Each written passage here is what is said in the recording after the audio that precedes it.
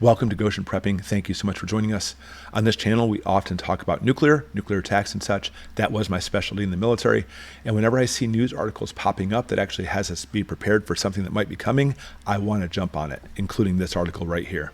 From the Business Insider, this article just came out. A nuclear attack would most likely target one of these 6 U.S. cities. But here's the key. An expert says none of them are prepared. They say a nuclear attack on U.S. soil would most likely target one of 6 cities: New York, Chicago, Houston, LA, San Francisco, or DC. But as preppers, here's something we need to focus on. A public health expert says any of these cities would struggle to provide emergency services to the wounded, for sure. And these cities no longer have a designated fallout shelter to protect the people from radiation. But I constantly say this on the channel. We are not prepared for this. Not in the United States, not other countries either. All those fallout shelters we used to have gone by the wayside and are no longer viable. Now, each city does have an emergency management website that informs citizens about what to do in a crisis. But except for LA and New York, they don't directly even mention a nuclear attack. That makes it very difficult for residents to learn what to do. So, of course, that's why we have Goshen Prepping. And they're right about this. It would not be an end of life as we know it scenario, but it would be a horrific, catastrophic disaster with many, many unknown and cascading consequences. But we need to be prepared, and here's why. Cities might struggle. No, they will struggle to provide emergency services after a strike. Nuclear bombs will produce fallout, nuclear fallout. Exposure to this and the radiation poisoning will actually cause massive problems with your cells and be fatal.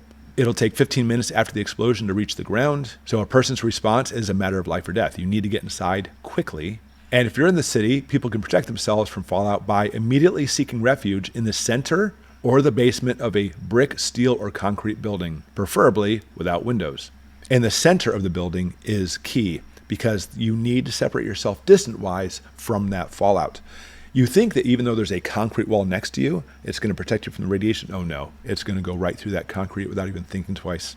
In 1961, at the height of the Cold War, the U.S. launched the Community Fallout Shelter Program with lots of safe places to hide. The cities were responsible for stocking those shelters with food, sanitation, medical supplies. It was paid for by the federal government, but by the 70s rolled around, a lot of those actually have gone to disarray, and they don't have enough room or food to supply the people. In 2017, New York actually started removing the signs. The reason being to avoid misconception that they were still active. And some of the shelters are still there, but good luck finding them. So in these scenarios, I've said it many times, the government admits we can do nothing for you. No fallout shelters, no medicine. They can't even actually get emergency services to you. So that's why we prep. That's why at Goshen Prepping really stress you need to prepare for all these things.